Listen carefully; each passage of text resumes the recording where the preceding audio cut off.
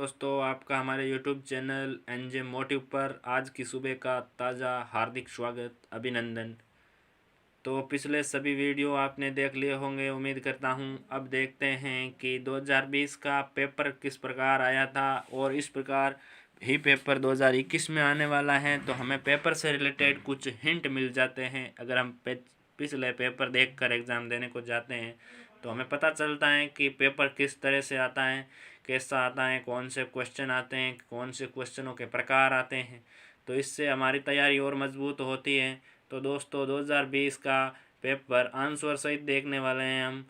तो कुछ इस प्रकार का पेपर आता है। अगर आपने अभी तक हमारे सारे वीडियो नहीं देखे हैं तो यूट्यूब चैनल एनजे मोटिव की प्ले लिस्ट ओपन कीजिए और वहां पर उपलब्ध सभी वीडियो देख लीजिए और पेपर देने बहुत ही निश्चिंतता के साथ जाइए।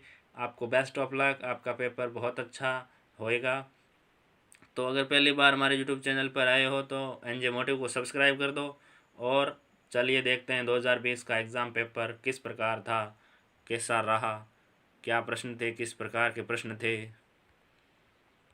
तो ये है अपने 2020 का सूचना एवं संप्रेषण तकनीकी का पेपर जो 2020 में आया था फर्स्ट ईयर वालों के लिए। पूर्णांक है इसमें 20 नंबर। यहाँ 3 घंटे छपे हैं, 2 घंटे का एग्ज़ाम होगा आपके। तो यहाँ पर कुछ बहुविकल्पात्मक ऑप्शन क्वेश्चन हैं, वो क्वेश्चन 4 ही आएंगे और आधा नंबर प्रति क्वेश्चन होगा। शिक्षा में तकनीकी का उदाहरण नहीं है दोस्तों। शिक्षा में तकनीकी हमने विस्तार से पढ़ा था। तो शिक्षा में तकनीकी में क्या आता है दोस्तों? शिक्षा में तकनीकी में वो इलेक्ट्रॉनिक संसाधन आते हैं जिनका हम शिक्षा में प्रयोग करते हैं। तो इसमें ऑप्शन डे हो जाएगा, आगमन निगमन विधि। शिक्षा में तकनीकी का उदाहरण नहीं है, शिक्षा की तकनीकी का उदाहरण है। अगला देखिए, रेखीय अभिक्रमित अनुदेशन के प्रतिपादक कौन है? तो रेखीय अभिक्रमित अनुदेशन के प्रतिपादक BF स्किनर हैं दोस्तों। बहुत ही महत्वपूर्ण प्रश्न है। निम्न में से आउटपुट यूनिट का उदाहरण नहीं है। तो दोस्तों, इसमें से ये सभी इनपुट आउटपुट यूनिट का उदाहरण हैं। ये दोस्तों सभी हैं, प्रिंटर है, स्पीकर है, मॉनिटर है। जबकि इनपुट में वो आ जाते हैं कीबोर्ड, माउस, माइक वगैरह। दोस्तों अगला प्रश्न देखिए, EIK इक क्लोनर उदाहरण है। इक क्लोनर किसका उदाहरण है दोस्तों? ये एक कंप्यूटर वायरस का उदाहरण है। तो ये प्रश्न थे आपके आधे आधे नंबर के। तो आगे प्रश्न देखिएगा कि खेल खेल में शिक्षण के कोई 2 लाभ बताइए। तो खेल खेल में शिक्षण के लाभ इस प्रकार आप बता सकते थे। ये विधि विद्यार्थी को स्वयं ज्ञान और अनुभव प्राप्त करने का अवसर देती है। ये विधि बाल केंद्रित है तथा विद्यार्थी को क्रियाशील बनाकर पाठ्य विषय में उसकी रुचि उत्पन्न करती है। अगला, ये विधि विद्यार्थी को करके सीखने का अवसर प्रदान करती है तथा इस विधि द्वारा ज्ञानार्जन के समय विद्यार्थियों को थकान का अनुभव नहीं होता है। ये विधि विद्यार्थी को विभिन्न वस्तुओं को रुचिपूर्वक निर्माण व सृजन का अवसर देती है। अगला प्रश्न देखिए कि ट्रांसपेरेंटी सीट क्या है दोस्तों? ट्रांसपेरेंसी सीट के निर्माण में क्या क्या ध्यान रखना चाहिए? तो शब्दों का सामान्य आकार में लिखना है हमें ट्रांसपेरेंसी सीट में, न अधिक छोटे लिखने हैं न अधिक बड़े।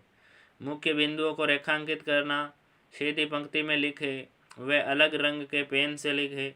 विशेष चित्र, नक्शे आदि को फोटोकॉपी कर ले। बहुत अधिक सामग्री एक ही पृष्ठ में समाहित करने का प्रयत्न न करें। अक्षर, शब्द, वाक्य सभी स्पष्ट रूप से नजर आने चाहिए। लिखते समय प्रकाशमान तथा गहरे ब्राइट एंड डार्क रंग के पेन का प्रयोग करें। भाषा सरल, सुगम एवं पठनीय होनी चाहिए। CPU का पूरा नाम हमने 2 वीडियो में इसका उल्लेख किया। CPU का पूरा नाम है सेंट्रल प्रोसेसिंग यूनिट, केंद्रीय संसाधन इकाई है। राजस्थान सरकार के नागरिकों के लिए उपयोगी एक ऐप का नाम बताओ। तो दोस्तों, राजस्थान सरकार ने शिक्षा के लिए एक ऐप बनाया, प्रोजेक्ट दिसारी, ई-पाठशाला ऐप, एम परिवहन ऐप। ये कुछ ऐप हैं जो शिक्षा के लिए उपयोगी। प्रोजेक्ट दिसारी है इसमें से। तो राजस्थान सरकार ने अपने प्रदेशवासियों की सुविधा के लिए अनेक ऐप जारी किए हैं जो वर्तमान में लोगों को विभिन्न प्रकार की सुविधाएं प्रदान कर रहे हैं, जिसमें शैक्षणिक भुगतान, अन्य सरकारी कार्य में सहयोगी ऐप आते हैं। राजस्थान के प्रमुख ऐपों का वर्णन निम्नानुसार है। प्रोजेक्ट दिसारी। दिसारी एक विशेष प्रकार का प्रोजेक्ट है जिसका मुख्य उद्देश्य शैक्षणिक विषय वस्तु व नवीनतम जानकारी छात्रों को उपलब्ध कराना है। दिसारी ऐप के विभिन्न क्षेत्र हैं। सामान्य ज्ञान, समसामयिक समाचार, गणित है, तार्किक योग्यता है, राजस्थान सामान्य ज्ञान, इतिहास, विज्ञान, भूगोल, हिंदी आदि। इसके अतिरिक्त इसमें युवाओं को रोजगार के अवसरों की जानकारी भी प्रदान की जाती है। अगला है ई-पाठशाला। इस ऐप को मानव संसाधन विकास मंत्रालय और NCERT के साझा सहयोग से विकसित किया गया। ई बुक को मोबाइल फ़ोन, टैबलेट, डेस्कटॉप पर छात्र और अध्यापक आसानी से पहुंच सकते हैं। एम परिवहन ऐप क्या है? इस ऐप के जरिए यूज़र अपने ड्राइविंग लाइसेंस की डिजिटल कॉपी ले सकता है। एम परिवहन ऐप इसके साथ ही 2 पहियों और 4 पहिया वाहन का रजिस्ट्रेशन प्राप्त कर सकता है। गाड़ी चालक अपनी कार की रजिस्ट्रेशन के साथ ही सेकंड हैंड कार के बारे में जानकारी प्राप्त कर सकता है। तो ये एम परिवहन ऐप वाहनों के बारे में जानकारी देने वाला ऐप है, जबकि प्रोजेक्ट दिशारी और ई पाठशाला ये एजुकेशनल ऐप हैं। अगला देखिए, कंप्यूटर के स्टार्ट होने की प्रक्रिया का नाम बताइए। तो ऑपरेटिंग सिस्टम का लोड होना तथा कंप्यूटर का स्टार्ट होना बूटिंग कहलाता है। दोस्तों ये एक नंबर के क्वेश्चन है जो चौथे के बाद में आए हैं, चौथे तक आधे आधे नंबर के थे। ऑपरेटिंग सिस्टम का लोड होना अथवा कंप्यूटर का स्टार्ट होना बूटिंग कहलाता है। बूटिंग के दौरान कंप्यूटर सिस्टम सभी जुड़े हुए हार्डवेयर की चेक कर सिस्टम को प्रभावी रूप से प्रारंभ करता है। बूटिंग के दौरान कंप्यूटर सिस्टम सभी जुड़े हुए हार्डवेयर को चेक कर सिस्टम को प्रभावी रूप से प्रारंभ करता है। दोस्तों बूटिंग 2 प्रकार की होती है, वार्म बूटिंग और कोल्ड बूटिंग। तो दोस्तों अगला प्रश्न देखिए, डेढ़ नंबर के प्रश्न यहाँ से स्टार्ट हैं 10वें से। शिक्षा की तकनीकी एवं शिक्षा में तकनीकी का अर्थ स्पष्ट करते हुए इनमें दो अंतर बताओ। तो ये एक का तो अपने को आधा नंबर मिलेगा शिक्षा की तकनीकी का, आधा नंबर मिलेगा शिक्षा में तकनीकी का अर्थ स्पष्ट करने का। फिर इनमें दो अंतर बताने के हमें आधा नंबर मिलेगा। तो इस प्रकार इसका 1.5 नंबर डिवाइड किया गया। शिक्षा में तकनीकी क्या है दोस्तों? निर्देशन एवं अधिगम हेतु उपयोगी इलेक्ट्रोमैकेनिकल उपकरणों का उपयोग करना शिक्षा में तकनीकी है। ये हार्डवेयर तकनीकी कहलाती हैं। हार्डवेयर तकनीकी को 3 मुख्य भागों में विभाजित किया जाता है।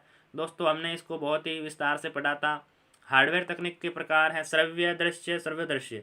श्रव्य में तो वो आ जाते हैं जिसमें हमारे कान एक्टिव रहते हैं, कान सक्रिय रहते हैं, जैसे radio, tape recorder, gramophone, mike, teleconferencing, mobile, iPod, walkman, MP3 player, headphone आदि ये आ जाते हैं श्रव्य में। जबकि दृश्य सामग्री में आपके आ जाते हैं ग्राफ, चित्र, ट्रांसपेरेंसी, स्लाइड, पावर, पुस्तक, चार्ट, मॉडल, प्रदर्शन, वास्तविक वस्तु, एक photograph, bulletin board, display board आदि।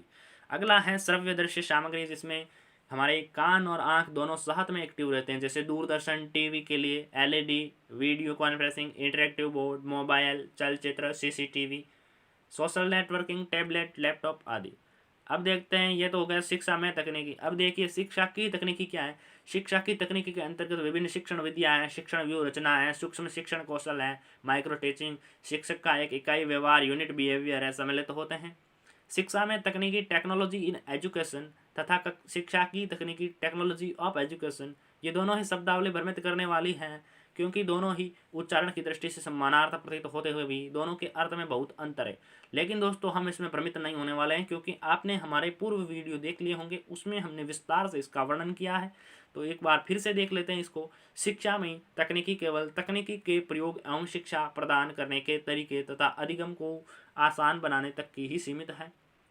अपितु शिक्षा के लिए तकनीकी उपकरण बनाने वालों के लिए भी एक क्षेत्र है, जबकि शिक्षा की तकनीकी शैक्षिक तकनीकी भी कहलाती हैं।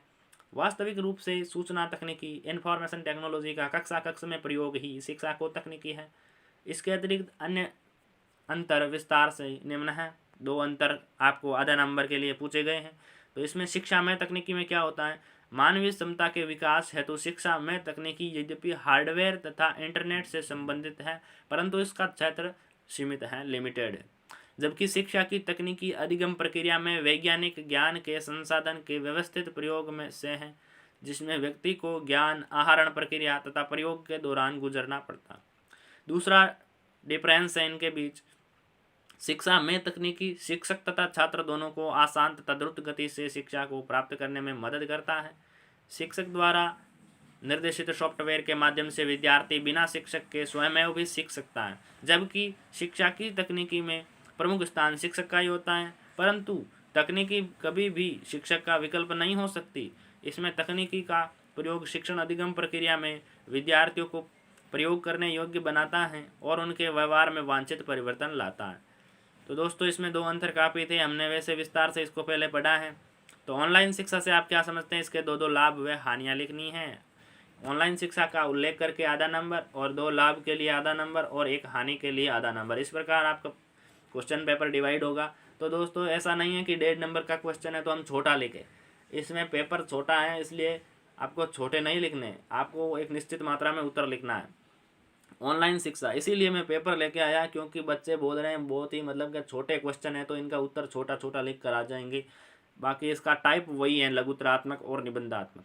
प्रारंभ से ही इस टाइप रुचिकर शिक्षा सदैव शिक्षण आधारित न होकर अपितु अधिगम आधारित रही। ऑनलाइन शिक्षा में भी शिक्षण के स्थान पर अधिगम पर बल दिया जा रहा है, अर्थात शिक्षण को महत्व न देकर अधिगम को महत्व दिया जा रहा है। ऑनलाइन शिक्षा के माध्यम से विद्यार्थी सक्रिय रहकर व्यक्तिगत रूप से अपने ज्ञान व दक्षताओं का स्वयं निर्माण करता है। तो दोस्तों ये ऑनलाइन शिक्षा के बारे में आप अच्छे से लिख सकते हो। इसके लाभ देख लीजिए। इसका लाभ क्या है? सहभागिता से सीखने में सहायक है, सरल व समता अनुकूल होती है, तकनीकी सक्षमता की कम आवश्यकता होती है। ऑनलाइन शिक्षा में नॉर्मल तकनीकी की आवश्यकता होती है। इसकी हानि और समस्याएं देख लीजिए। इसकी हानि इस प्रकार है कि इसका उपयोग केवल कुशल शिक्षक ही कर सकता है, इसके लिए कुशल शिक्षक की आवश्यकता होती है, बार बार हम देखते हैं। इसमें समय एवं धन आधारित हैं, ये भी इसका एक दोष है। अगला है संप्रेषण से आप क्या अभिप्राय है संप्रेषण का, और संप्रेषण की आवश्यकता समझाते हुए इसके दो लाभ व हानियां बताइए। तो यह भी प्रश्न 1.5 नंबर का है जिसको हमने विस्तार से अध्ययन किया था। तो एक बार फिर देख लीजिए ऊपरी से। 2 या 2 से अधिक व्यक्तियों के मध्य शब्द, संकेत, हाव भाव तथा व्यवहार के द्वारा अपने विचार, तथ्यों, सूचना तथा प्रभावों का आदान प्रदान संप्रेषण है। संप्रेषण शब्द अंग्रेजी के कम्युनिकेशन का हिंदी पर्यायवाची है। इस शब्द की उत्पत्ति लैटिन भाषा के कम्युनिस्ट से हुई है। कम्युनिस्ट का शब्द का अभिप्राय है कॉमन या सामान्य। सरल भाषा में संप्रेषण का अर्थ है परस्पर सूचनाओं तथा विचारों का सामान्य आदान प्रदान करना। ये वीडियो आपके लिए बहुत हेल्पफुल होगा, आपको पता चलेगा कि कौन से क्वेश्चन का किस प्रकार जवाब देना है। तो संप्रेषण की आवश्यकता क्यों हुई दोस्तों? न्यूनतम समय में अधिकतम कार्य करने के लिए, maximum work in minimum time. Second, विद्यालय प्रबंधन की सुव्यवस्थित कार्यविधि के लिए। ऑर्गेनाइज्ड स्कूल मैनेजमेंट प्रोड्यूसर, पारस्परिक सहयोग में वृद्धि के लिए। Increase in mutual cooperation. चौथा, प्रभावी नेतृत्व स्थापना के लिए। इस्टेब्लिशमेंट फॉर इफेक्टिव लीडरशिप, मनोबल में वृद्धि के लिए अर्थात इंक्रीज इन मोरल। और संप्रेषण के लाभ, गुण, दोष ये तो हमने पहले पढ़ लिए हैं, तो मैं इसका फिर से उल्लेख करके वीडियो को बड़ा नहीं करूँगा। देखिए आगे, ऑडियो वीडियो स्क्रिप्ट लेखन के विभिन्न आयामों पर प्रकाश डालते हुए वीडियो स्क्रिप्ट लेखन के विभिन्न चरणों पर प्रकाश डालना है। तो ऑडियो वीडियो स्क्रिप्ट लेखन को आप अच्छे से इसमें वर्णन कर सकते हो।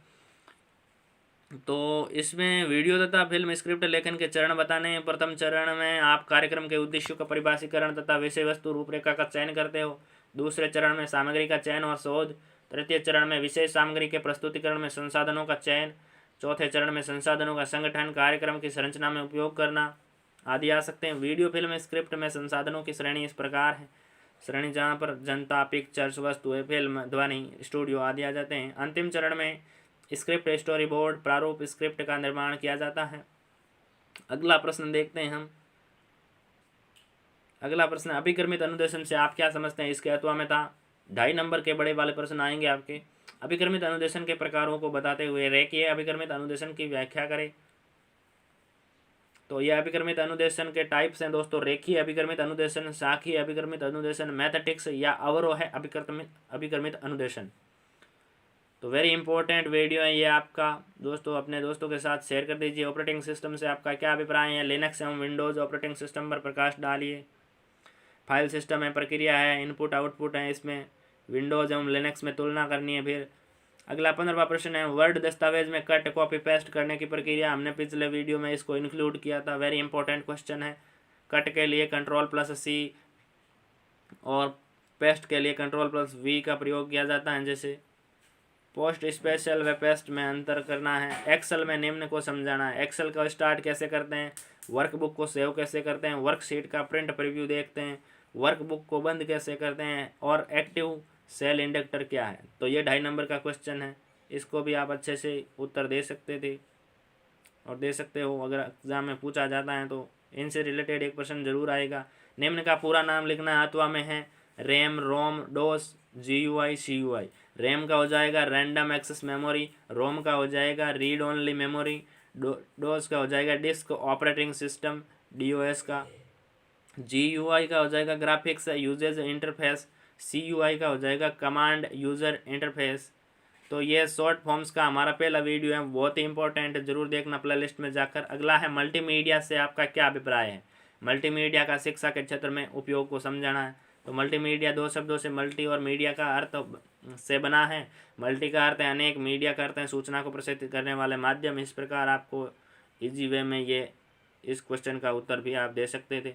निम्न पर संक्षिप्त टिप्पणी लिखनी है। साइबर क्राइम क्या है, कंप्यूटर हैकिंग क्या है, सॉफ्टवेयर पायरेसी क्या है। इस पर आप साइबर क्राइम और कंप्यूटर हैकिंग से तो आप परिचित होंगे ही, अच्छे से उत्तर दे सकते हैं।